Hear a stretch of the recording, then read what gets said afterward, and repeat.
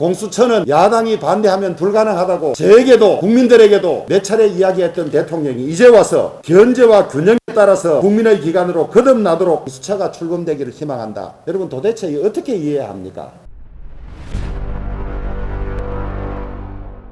역대 독재 정권들이 온갖 수단 방법을 동원해서 정권을 유지하고 정권의 치부를 덮으려고 했지만은 성공한 정권들은 하나도 없으며 그 치부를 덮으려고 했던 조치들 때문에 또다시 처벌받는 악순환을 되풀이했던 그 권력의 법칙이 문재인 정권이라고 예외가 될 리가 없습니다. 지금이라도 광기를 거두고 냉정을 되찾기를 바랍니다. 문재인 대통령께서 어제 사과 같자는 사과를 했습니다. 뒤늦은 사과일 뿐만 아니라 진정성도 없습니다. 그리고 어떻게 추미애, 윤석열 사이의 갈등이 서로 싸우는 갈등입니까? 일방적으로 추미애가 위법을 거듭하면서 권력에 대해서 수사를 하고 있는 검찰을 무력화하고 수사의 칼날을 거두기 위해서 하는 거짓을 두둔하면서 지켜봐왔던 대통령이 뒤늦게 이제서 와서 죄송하다고 이야기하는 것이 도대체 민심을 제대로 알고나 하는 이야기입니까? 공수처는 야당이 반대하면 불가능하다고 저에게도 국민들에게도 몇 차례 이야기했던 대통령이 이제 와서 견제와 균형에 따라서 국민의 기관으로 거듭나도록 공수처가 출범되기를 희망한다. 여러분 도대체 어떻게 이해해야 합니까?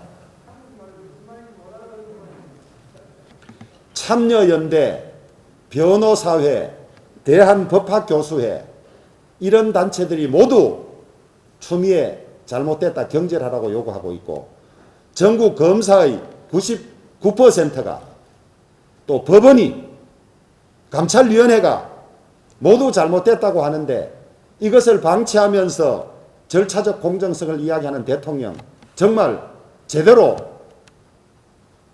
우리와 같은 세상을 살고 있는 대통령입니까? 공수처를 만들어서 자신들을 향한 사건들을 빼앗아가고 수사를 중단시키면 퇴임 이후가 안전할 것 같지만은 결코 그렇게 될 수 없다는 역사적 교훈을 다시 한번 배우고 지금이라도 잘못된 것이 있으면 밝히고 처벌받을 일은 처벌받고 해야만 되는 것이지 민심의 무서움을 권력 법칙의 엄정함을 아직도 모른다면 두고 후회할 것이라고 생각합니다. 여러분 저 사람들은 일단 호랑이 등에 올라탄 이상 끝까지 공수처법이나 나머지 15개 법을 강행할 것입니다.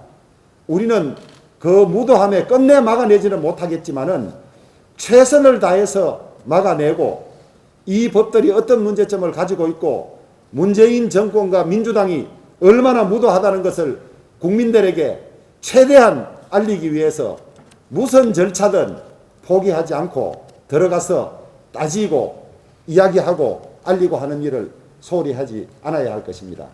오늘 내일 또 여러분들 여러 가지 긴박한 일들이 있고 모여야 할 일이 있지만은 전부 협조해 주셔서 이 과정에 국민들로부터 무도함을 민주당과 문재인 정권의 무도함을 알려서 민심이 절대 용납하지 않는 그런 상황을 만들어내도록 다 같이 노력하십시다.